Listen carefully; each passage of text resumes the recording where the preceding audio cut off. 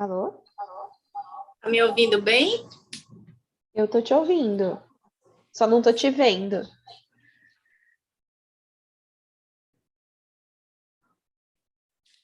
Deixa eu mais pra cá, velho. Nossa, eu tô baixinho do lado dele. Aqui você... Eu vou escorregar um pouquinho. Pronto, vocês estão me ouvindo? Então, tudo certinho? Tudo certinho. Tô te ouvindo. Podemos começar? Vamos Ou ainda lá. Podemos, se vocês quiserem. Você tá bem, meu amor? Eu tô bem, e vocês? Tudo bem, graças a Deus. Deixa eu só desativar se tá tudo certo aqui pro YouTube, só um minutinho. Você tá em home? Não, eu tô aqui na fundação hoje.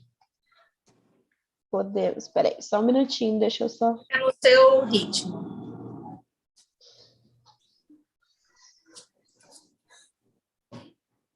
Isso foi o que você escreveu. Só um minutinho.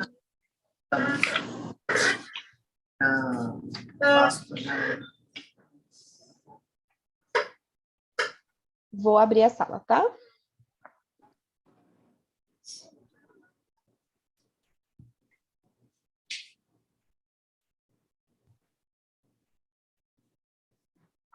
Bom dia a todos. Sejam todos bem-vindos. Bom dia. Meu nome é Jane Oiticica, eu sou chefe do grupo de pesquisa em zumbido do HC, Faculdade de Medicina da USP. Hoje eu estou aqui com a doutora Juliana Nawati, nossa convidada especial.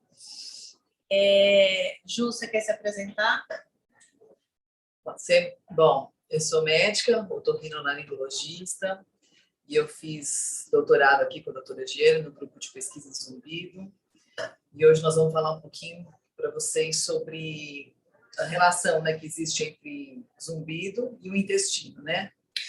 Então, a primeira pílula, a gente falou sobre por que eu tenho zumbido, né, as causas, com a doutora Laura. A segunda pílula, com o doutor Gabriel, né, se era possível tratar zumbido com medicamento. E hoje a nossa terceira pílula, com a doutora Juliana Nawati, é zumbido e intestino, existe relação. Ju, me fala um pouquinho da sua experiência, né, que começou com toda essa questão aí de cursos na área de medicina integrativa, a sua experiência com relação ao intestino, e se você acha que isso tem relação com o zumbido. Acho não, né? Tenho certeza que existe uma relação, né, entre intestino e zumbido.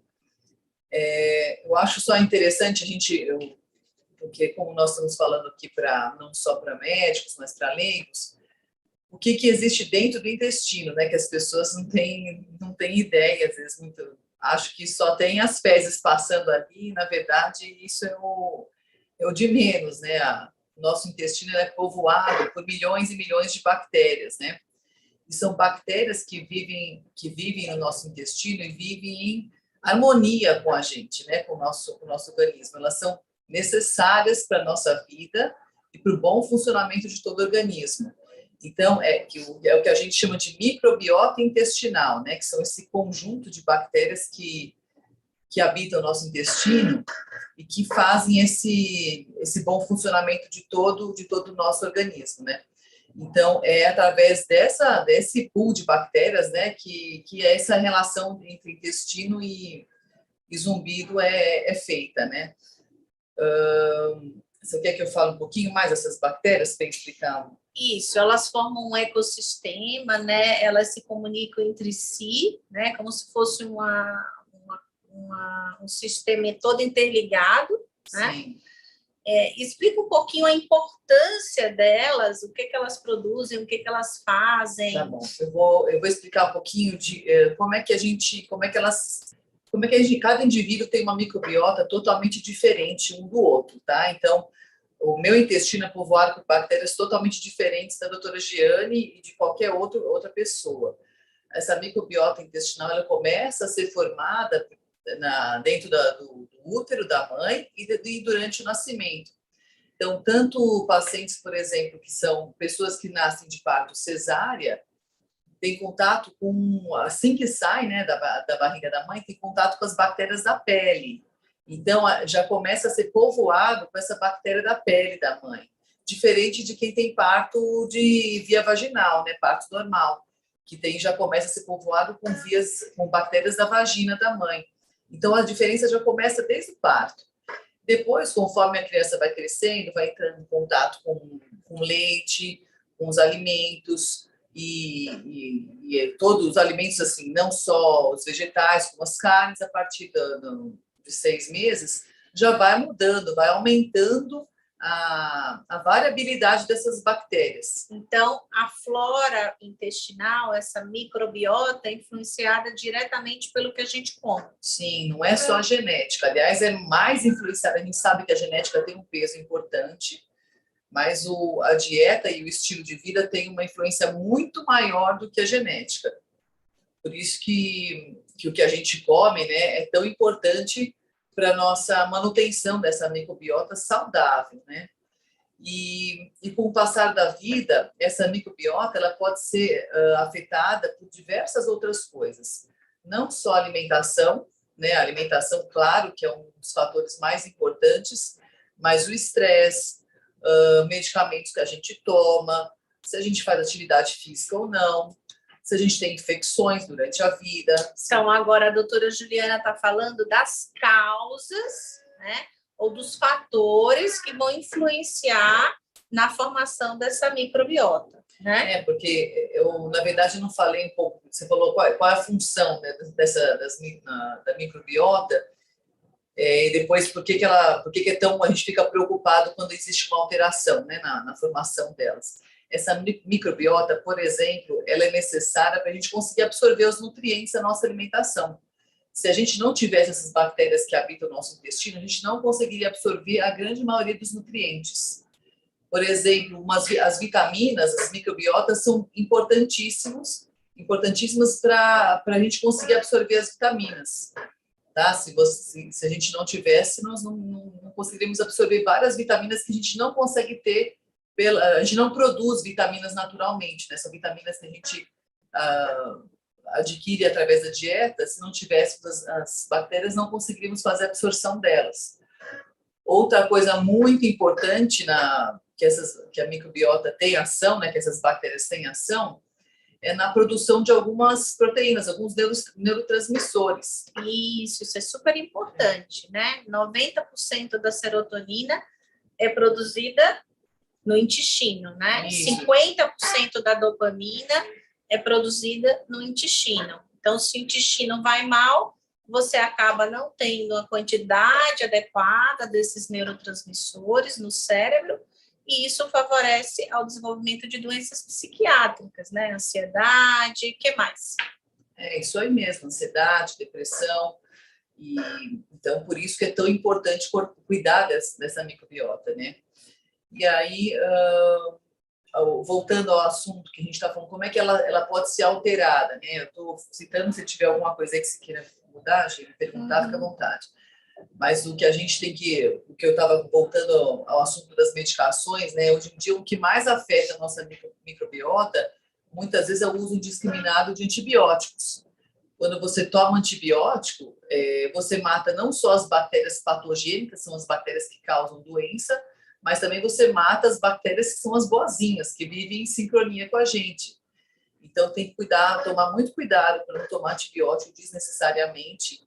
E muitas vezes a gente acaba repondo essas bactérias quando é necessário o uso do antibiótico para manter o bom funcionamento do intestino. Isso, né? Tem algumas outras coisas que podem. Essas bactérias, elas também vão ser importantes para manter uma barreira, né? Para manter um escudo. Para que serve esse escudo? Para a gente poder absorver as partículas dos nutrientes pequenos e que são bons e saudáveis para o nosso corpo, né? Que são as vitaminas, como a doutora Juliana falou, os minerais, etc. Né? Se de repente essa barreira quebra, né, toxinas e partículas maiores podem vazar, podem penetrar via intestino e cair no sangue. E é aí que está o problema, né? Porque quando essas toxinas penetram a via intestina e cai no sangue, é aí que a gente vai ter as doenças. E dentre os fatores que podem quebrar essa barreira, a doutora Juliana já citou, né? Os antibióticos são um fator, às vezes uso prolongado de anti-inflamatórios, né? A dieta, se é uma dieta muito gordurosa, né? A idade, né? O envelhecimento também é importante. Algumas doenças do próprio intestino, como doença celíaca, colite ulcerativa, né? O Crohn, né? As doenças inflamatórias intestinais podem alterar o espaçamento entre essas células do intestino e fazer com que vazem coisas que não são tão boas, né? E é aí que a gente vai ter o ataque, ou pode ter ou não ataque a órgãos distantes, né? Que mais? Na verdade, então, o intestino, ele é muito competente, né, para manter essa homeostase, esse equilíbrio.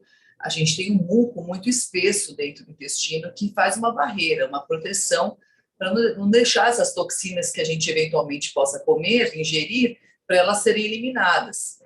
Mas, às vezes, acontecem alguns problemas dessa barreira intestinal, né, que a doutora Giane falou. E abrem-se esses pontos que, teoricamente, estão bem alinhadinhos e bem fechados, você faz uma abertura dessas junções. E essas toxinas e outras proteínas nocivas podem vazar por esses poros abertos, né, por esses caminhos que se abrem e serem absorvidos pela nossa corrente sanguínea.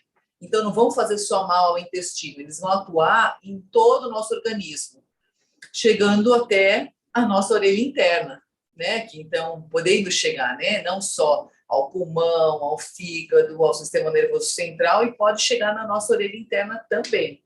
E como é que o paciente, doutora Juliana, consegue perceber, ou o médico suspeitar que esse paciente está com alguma, vamos dizer, falha na barreira intestinal, está com o intestino permeável? O que na história clínica, quais os cortejos de sintomas que fazem a gente suspeitar? Bom, o principal, né, são as alterações intestinais. Então, a gente pergunta para o paciente: você tem ido ao banheiro regularmente, todos os dias? A consistência das fezes, a cor das fezes, se o paciente tem distensão abdominal, se tem algum tipo de alimento que ele percebe que ele come, que cai mal. A gente cai mal, quer dizer, tem azia, ele distende o abdômen, solta o intestino. Então, esses são alguns fatores que a gente tem que perguntar. Na anamnese, o paciente tem que reparar, em casa, os tipos de alimento que ele percebe que tem essa relação. Se o paciente tem dor de cabeça depois de comer algum tipo de alimento, às vezes ele faz alteração de pele, alergias de pele. Então, tudo isso são sintomas clínicos bem clássicos, né, do que a gente chama de disbiose. O que é essa disbiose? É quando não tem esse balanço entre as bactérias boazinhas e as maléficas do nosso intestino, tem um desbalanço, né? A gente fica com poucas bactérias que defendem, que são necessárias ao nosso bom funcionamento, fica com uma quantidade maior de bactérias patogênicas. E esses sintomas que eu acabei de citar são sinais de disbiose, quer dizer, o intestino dessa pessoa vai mal e pode estar gerando outras doenças no nosso organismo, não só essas doenças intestinais, né? Mas outros sintomas, outras doenças crônicas e diversos lugares do nosso organismo, do nosso corpo. Uma das partículas tóxicas que podem passar são os lipopolissacarídeos, que são toxinas ou componentes do plasma bacteriano, né? Esses lipopolissacarídeos, caindo na corrente sanguínea, eles podem quebrar outras barreiras, porque, por exemplo, o nosso cérebro, ele está protegido de uma barreira, que é a barreira hematoencefálica, né? O nosso ouvido, ele está protegido por uma barreira, por um escudo, que é a barreira labiríntica, né? Ou hematolabiríntica, né? Então, assim, existe um escudo protegendo esses órgãos que são mais sensíveis, que são mais importantes, né? Não é qualquer coisa que está circulando no sangue que vai conseguir entrar no cérebro ou entrar no ouvido, né? Mas na hora que esse intestino vaza e que essas toxinas passam, algumas dessas toxinas, elas podem quebrar barreiras à distância, né? E aí que a gente tem os problemas, né? De de neurológicos ou de ouvido, tá? E então é isso que pode acontecer. Então, na verdade, o zumbido por conta de um intestino que não funciona bem, ele pode ser tanto de origem central, porque a gente sabe que o intestino ele produz esses neurotransmissores, isso vai afetar o funcionamento do cérebro, existe uma conexão direta cérebro-intestino, mas ele também pode ser um zumbido periférico, né? Se, por exemplo, essas toxinas afetam a cóclea, né? E, Ju, qual a sua experiência, assim? O que você nota? Você vê muito paciente com problema de intestino, zumbido, tontura e surdez, e quando você trata, você nota benefício, alívio, melhora? Qual a sua experiência? Vejo bastante, bastante mesmo, não só aqui no nosso grupo de pesquisa, mas no consultório também. E conforme eu fui me envolvendo, né, com esse tipo de, com essa investigação do intestino, com a medicina integrativa, eu fui questionando mais, aprofundando mais e vendo isso que isso é cada vez mais frequente. Se a gente às vezes não pergunta, o paciente não atenta com o que ele come, pode ter relação com a piora do zumbido, até com o seu aparecimento. E eu tenho tratado no consultório e tenho tido excelentes melhoras, assim, muita melhora realmente, excelentes resultados, eu quis dizer, com o tratamento.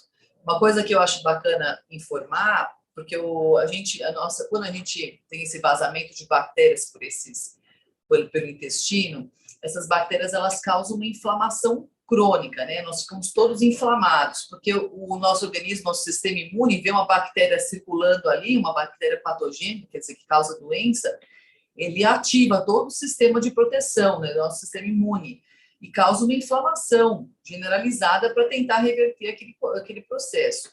Isso pode acontecer também dentro da orelha interna, né, essa inflamação. E uma outra coisa que eu acho interessante, que às vezes falar sobre alimentação, né, e a orelha interna e o ouvido, é a questão da gordura, né, da absorção da obesidade da gordura.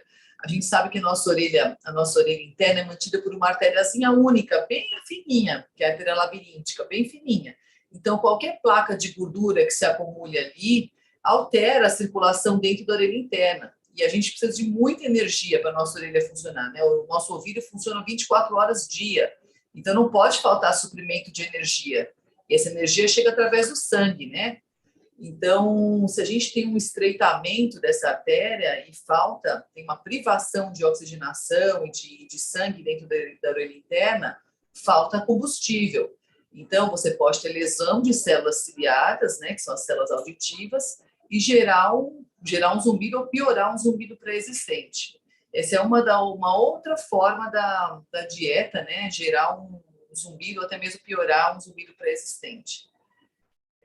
Por isso que é tão importante questionar e o paciente mesmo reparar na alimentação, se tem algum alimento, algum tipo de comportamento que ele assuma, que ele perceba uma piora do zumbido ou um aparecimento desse. Só reforçando que não é só zumbido, tá, gente? Existem estudos mostrando aí, por exemplo, em pacientes com doença inflamatória intestinal, doença celíaca, primeiro que quando você tem esse intestino mais inflamado ou mais permeável, vamos dizer assim, você tem 50% de chance de ter manifestações em órgãos distantes, né? Seja cérebro, seja ouvido, seja pele, seja olho, etc. Tá? Então, não é 100% dos pacientes que vão ter problemas à distância, tá? Vai depender de uma série de fatores, incluindo os genéticos que a doutora Juliana já citou, certo? Mas existem, sim, estudos mostrando que parte dos pacientes, por exemplo, pacientes celíacos, eles têm, se você comparar um paciente com doença inflamatória intestinal com um paciente com controle normal, existe uma prevalência maior de perda auditiva, que aí vai variar de acordo com o estudo, de 30%, 40%, até 50% mais perda auditiva do que nos controles normais, tá? Que tem o quê? 3% ou 9%. Então, existe realmente uma diferença, mostrando que pode haver uma ruptura da barreira hematolabiríntica, tá? Então, só para chamar a atenção disso. Geralmente, essa perda é uma perda auditiva em altas frequências, em agudos, né? Geralmente é isso que se vê, o que os estudos mostram. Eu não sei se a Ju quer comentar mais alguma coisa. Eu acho que vale a pena a gente falar um pouquinho, agora que nós falamos todos os problemas, como é que a gente corre atrás, né? Como é que a gente trata. Como é que a gente trata. Aí depois a gente abre para as perguntas, tá? Aí se tiver alguma, tá? Se alguém quiser perguntar alguma coisa. A Ju vai falar agora um pouquinho.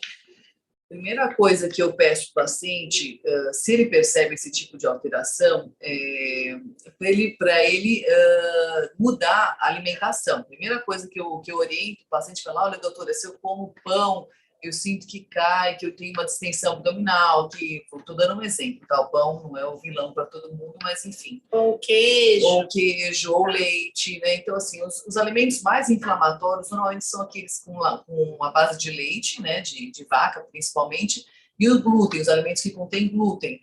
E aí, entre os pães, né? E as massas, né? As macarronadas, né? Então, isso são os alimentos mais comumente envolvidos nessa tal dessa disbiose, né? Que é essa alteração intestinal.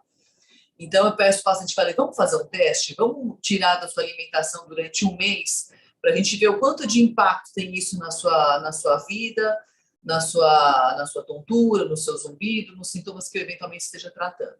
Então, a primeira coisa, a gente tira o elemento agressor, né? Que seria a dieta. Depois eu falo para o paciente, olha, vamos mudar então um pouquinho o teu estilo de vida.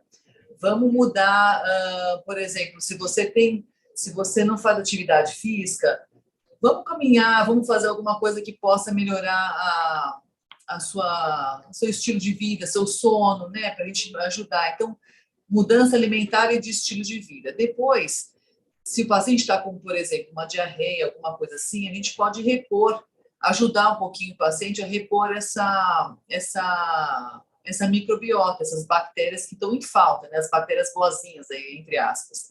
Então, o que a gente chama de probióticos, que são as bactérias prontas, né? Que você compra na farmácia, normal, manipuladas, e você ingere as bactérias, né? E elas vão se alojar no intestino e vão se proliferar lá e vão aumentar o número de bactérias que são as recomendadas, né? E para fechar essas células, para juntar de novo essas células e impedir o vazamento, o que você gosta de prescrever? A gente pode usar uns cicatrizantes, entre aspas, né? Que são os prebióticos, né?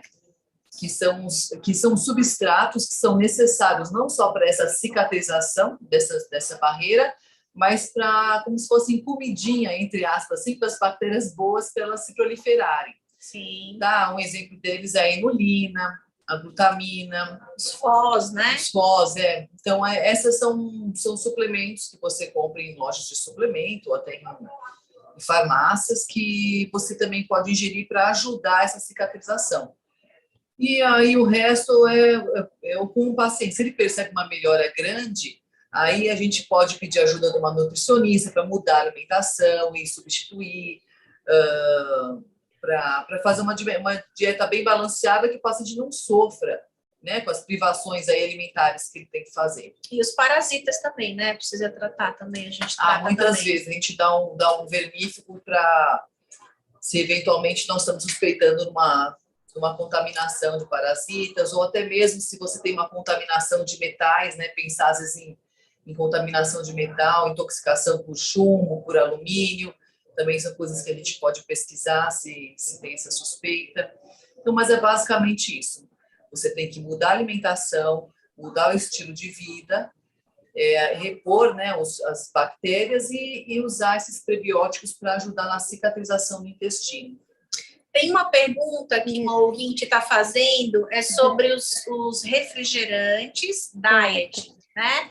Se esses refrigerantes diet, eles afetam. Sim, na verdade, os adoçantes, acidulantes e os componentes que formulam, né, o refrigerante diet, eles podem dar uma série de fatores, eles podem também agredir essa mucosa se você... É claro, depende do tamanho da ingesta, do quanto você ingere, né? E também afetar aí essa flora ou essa microbiota, tá? Às vezes dá pigarro, pode dar azia, pode dar queimação, né? Ele tem uma ação tóxica.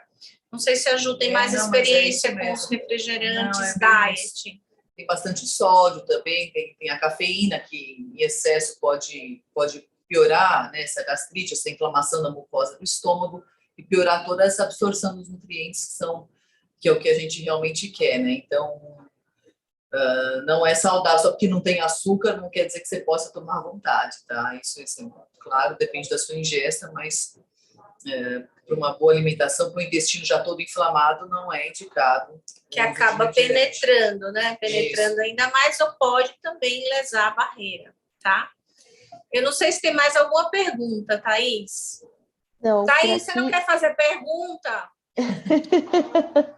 Olha lá, Thaís, não vai exagerar. Não, eu acho que eu não tenho nenhuma pergunta. Seu intestino é bom, Thaís? O meu é. Ai, o meu que é bom. sim. Ai, que bom. Mas eu tenho, às vezes, também essa distensão, assim. Eu Então, sinto. tem impressão. Existe até uma escala de cocô, que chama escala de Bristol, que é uma escala que a gente mostra para o paciente. Tem as fotinhos do cocô para ver qual que ele se classifica, o cocô dele, para a gente saber se tem algum sinal de desbiose. Eu vou imprimir essa escala para pular no consultório, isso que eu não tenho bem legal, ainda. É bem legal. Então, quando a gente é mãe, a gente olha muito das crianças, né? A gente fica lá preocupada. Então, o cocô tem tudo a ver com zumbido, segundo a doutora Juliana Nawati aqui, ó. Tudo a ver. Eu assino embaixo. Eu acho que é isso, né, Ju? Como você queria encerrar?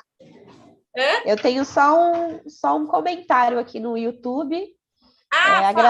Agradeço a oportunidade, muito bom e prático, parabéns.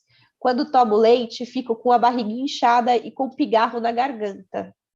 Esse é clássico, né?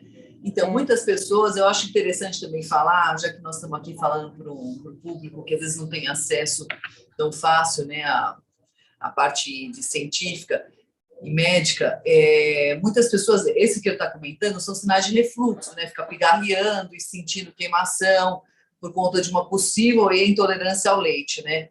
As pessoas têm hábito de ficar se enchendo de omeprazol, da família do prazol, aí pantoprazol, omeprazol, lanzoprazol, e na verdade... Os bloqueadores de bomba, né? Que são os bloqueadores que diminuem a produção do ácido clorídrico, que é o ácido que mora dentro do nosso estômago, né? Que ajuda a digerir os alimentos. E em vez de investigar o motivo do refluxo, muitas vezes é uma intolerância alimentar, você tira o leite, diminui às vezes a ingesta do leite, e só o fato de você mudar nessa paciente, essa moça que falou que fica tendo distensão abdominal, e aí já melhora, ela passa a não mais pigarrear, não tem mais azia, não tem mais queimação, sem medicação alguma, simplesmente com mudança de hábito alimentar. Boa. Né? Então, a gente tem que prestar bastante atenção no... Eu queria só colocar duas coisas, tá? Com relação à intolerância ao leite. Às vezes, não é só intolerância ao leite. Às vezes, eu tenho paciente no consultório que vem tomando tudo sem lactose, tá? Mas, na verdade, tem a caseína. Então, a lactose é o açúcar do leite. E existe a caseína, que é a proteína do leite. Então, às vezes, o paciente, você troca, você tira a lactose, né?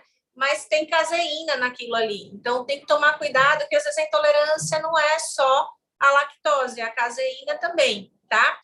E uma outra coisa também que é importante, muitos desses pacientes que têm intolerância à lactose, eles também têm uma certa intolerância ao glúten, tá? Então, às vezes, essas duas coisas estão casadas, que é isso que a doutora Juliana falou, que são as duas coisas, os dois alimentos assim, mais inflamatórios que a gente conhece, né? O glúten e leite e derivados, tá? Eu tenho mais uma pergunta, posso fazer? Pode. Aqui no YouTube.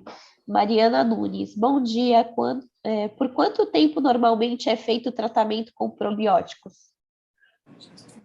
Em média, eu uso para o paciente de 1 a 2 meses de probiótico, tá? Em média, uns 2 meses. Eu costumo, quando o paciente está bastante sintomático, eu prescrevo por 2 meses. Não tem que ficar usando probiótico a vida inteira, né? Para esses casos agudos, né? Você usa durante 2 meses e aí se o paciente começa a ter uma alimentação adequada, essa microbiota ela se mantém sozinha, tá? Então é importante, a gente brinca, né? Eu falo para os pacientes, abre menos saquinho, né? Porque tudo industrializado não é saudável, né? Não vou falar que tudo, porque nada é tudo nessa vida, a gente não pode generalizar, mas Se o paciente volta a ter uma alimentação balanceada, à base de frutas, vegetais, legumes, carnes, ovo, aí essas bactérias saudáveis, elas se mantêm sozinhas. Depois de um tempo, não é necessário ficar repondo. Só um adendo aqui, que a gente falou de probiótico, às vezes o paciente vai comprar um probiótico para tomar, tá? O melhor probiótico é aquele que tem a maior diversidade de cepas, tá? Não pode ser só lactobacilos, tem que ter bifidobacillus, tem que ter Saccharomyces, tem que ser assim um probiótico diversificado. Quanto maior o número de cepas, vamos dizer assim, mais diversificada a amostra, melhor o probiótico, tá bom? E cuidado com a automedicação, hein? Fiquem de olho aí. E se não mudar os hábitos, não adianta. Você pode tomar 2 quilos de probiótico que não faz diferença alguma, se você continuar se alimentando mal, tá? Então, isso é importante também frisar aqui.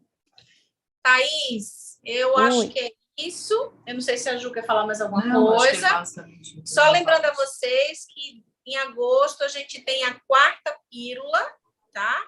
A 4ª pílula é sobre zumbido e DTM, existe relação. Primeira semana de agosto, primeira sexta-feira de agosto. Eu e a doutora... DTM, que é disfunção temporomandibular. Né? A Ju me ajudou, que a gente fala a sigla e nem percebe que a pessoa do outro lado não está entendendo, tá? DTM é a disfunção dessa articulação aqui, que fica em cima do ouvido, articulação temporomandibular. Então, a gente vai falar sobre a relação entre esse tipo de problema e o zumbido. E eu aguardo vocês, eu gostaria de agradecer. Imagina, obrigada, foi um prazer estar aqui com vocês. E agradecer a vocês que estão ouvindo. Obrigada. Obrigada. Bom dia a todos.